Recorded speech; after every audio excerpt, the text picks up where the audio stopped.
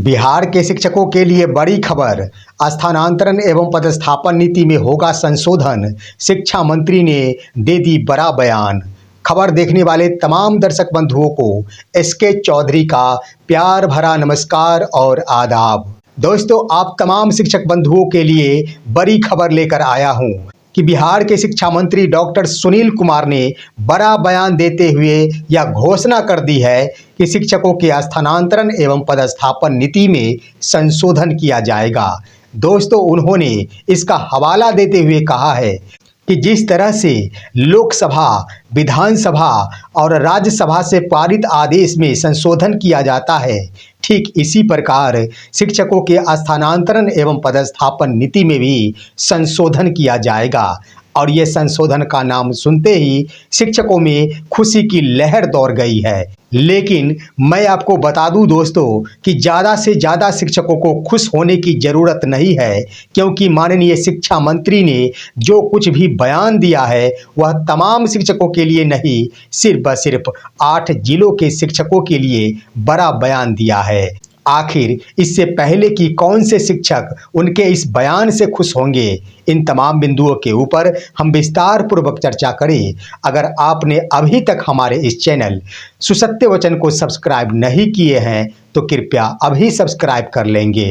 दोस्तों, शिक्षकों के स्थानांतरण एवं पदस्थापन को लेकर शिक्षकों में आक्रोश व्याप्त है और खास तौर पर पुरुष संवर्ग के शिक्षकों में आक्रोश जारी है। उनकी ओर से आंदोलन की भी धमकियां दी जाती है तो उनकी ओर से बड़े बड़े बयानें भी दी जाती है और ये तमाम बातें माननीय शिक्षा मंत्री और साथ साथ एसीएस डॉक्टर एस सिद्धार्थ के कानों तक भी पहुंचती है, जिसको लेकर बीते देर शाम ही दोनों ही माननीय के द्वारा इस पर संज्ञान लिया गया है और इस पर अपना बड़ा बयान भी दिया गया है।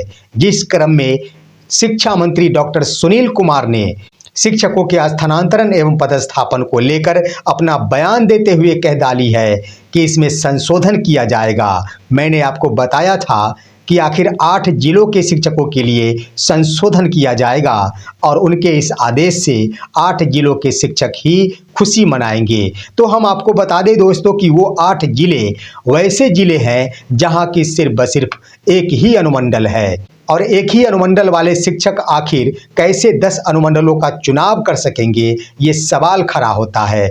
इससे यही सवाल खड़ा हो रहा था कि हर हाल में उन शिक्षकों को दूसरे जिले का विकल्प चुनने को विवश होना पड़ रहा था, जिस पर संज्ञान लेते हुए शिक्षा मंत्री डॉक्टर सुनील कुमार ने ये बातें कह डाली है कि अब इसमें संशोधन किया जाएगा, नियमावली में संशोधन किया जाएगा, जिसके आधार पर कुल 8 जिलों के शिक्षकों को उनके ही जिले में रहने का अवसर प्रदान किया जाएगा। यानी शिक्षा मंत्री ने यह बयाने दे डाली है कि 8 जिले वैसे जिले हैं जहां की सिर्फ एक ही अनुमंडल है। उन तमाम जिलों के शिक्षकों को अपने जिले में ही पदस्थापित रहना होगा, वे सभी दूसरे जिले में नहीं जा सकेंगे। यानी एक बात तो ये स्पष्ट हो गया है कि शिक्षा मंत्री के बयान से कुल 8 जिलों के शिक्षकों का तबादला या फिर स्थानांतरण दूसरे जिलों में नहीं हो सकेंगे, वे तमाम शिक्षक अपने ही जिले में कार्यरत रह सकेंगे। तो इस आधार पर जहां 8 वैसे जिले एक ही अनुमंडल है, वहां के शिक्षक तो खुशियां मनाएंगे कि हमें दूसरे जिले में जाना नहीं पड़ेगा। लेकिन उनके बयान से एक दूसरा सवाल ये भी खड़ा हो गया है, 8 जिलों के शिक्षकों को अन्यत्र जिलों में नहीं भेजा जा सकता, तो अन्य 30 जिलों के शिक्षकों को अन्यत्र जिला में क्यों भेजा जा रहा है, इसके ऊपर भी शिक्षा मंत्री को अपना बयान देना चाहिए। यानी इससे स्पष्ट हो गया है कि जब 8 जिलों के शिक्षकों को दूसरे जिलों में पदस्थापित नहीं किया जाएगा तो 30 जिलों के शिक्षकों को दूसरे जिलों में क्यों पदस्थापित किया जाएगा। आखिर उन तमाम शिक्षकों से दूसरे जिलों के विकल्पों का चुनाव क्यों किया जा रहा है, 30 अन्य जिलों के शिक्षकों को क्यों इस बात के लिए विवश होना पड़ रहा है कि उन्हें दूसरे जिले के अनुमंडलों का चुनाव करना पड़ रहा है। इस पर भी शिक्षा मंत्री को अवश्य ही बयान देना चाहिए, इस पर भी संशोधन किया जाना चाहिए, क्योंकि 8 जिलों के शिक्षक अगर उनके लिए बहुत ही प्यारे हैं तो 30 जिलों के शिक्षक भी उनके लिए बहुत प्यारे होने चाहिए। दोस्तों, इन तमाम बिंदुओं से यही स्पष्ट हो रहा है कि हर हाल में शिक्षकों को कभी भी प्रखंड चुनने का अवसर नहीं दिया जा सकता और वो खास तौर पर पुरुष संवर्ग के शिक्षकों को।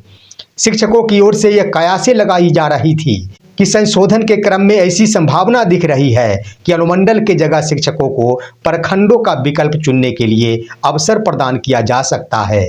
परंतु शिक्षा मंत्री ने जब ये बयान दे डाली है स्पष्ट रूप से कि 8 जिलों के शिक्षकों को दूसरे जिलों का विकल्प नहीं चुनने दिया जाएगा, तो इससे स्पष्ट हो गया है कि प्रखंडों का चुनाव नहीं करना पड़ेगा। उन शिक्षकों को हर हाल में अनुमंडल ही चुनना पड़ेगा और एक ही अनुमंडल सही, लेकिन चुनना अवश्य पड़ेगा। तो इस आधार पर शिक्षकों के मन में अगर इस बात की भ्रम है कि उन्हें प्रखंडों का विकल्प चुनने का अवसर प्रदान किया जाएगा, तो ये कदापि संभव नहीं है। शिक्षा मंत्री डॉक्टर सुनील कुमार ने अपने बयान में इन बातों का उल्लेख कर दिया है। वहीं दोस्तों, एसीएस डॉक्टर एस सिद्धार्थ की कानों तक भी शिक्षकों की तमाम आवाजें पहुंचती है, जिस पर संज्ञान लेते हुए उन्होंने भी बड़ी बातें कह डाली है। उन्होंने तो ये भी कहा है कि शिक्षकों को ये नहीं सोचना चाहिए शिक्षक का मतलब सिर्फ नौकरी करने से ही है। उन्होंने शिक्षकों के बारे में बड़ी बातें ये कह डाली है कि शिक्षकों का मूल कर्तव्य होता है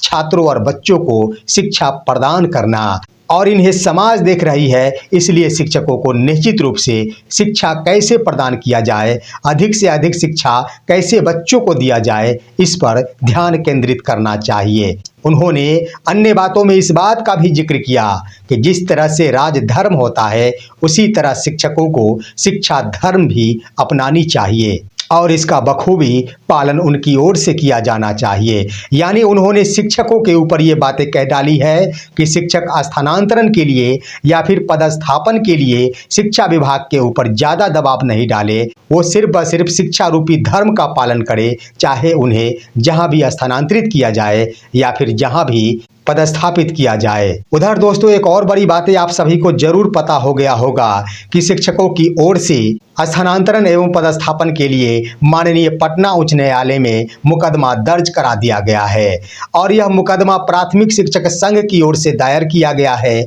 और ज्यों ही शिक्षकों ने मुकदमा दायर होने की बात सुनी, शिक्षकों में मायूसी छा गई है, क्योंकि शिक्षकों की ये मनसा नहीं है कि शिक्षकों का पदस्थापन रुक जाना चाहिए, शिक्षकों का स्थानांतरण रुक जाना चाहिए। शिक्षकों की मनसा बस ये है कि स्थानांतरण एवं पदस्थापन पॉलिसी में सुधार होनी चाहिए।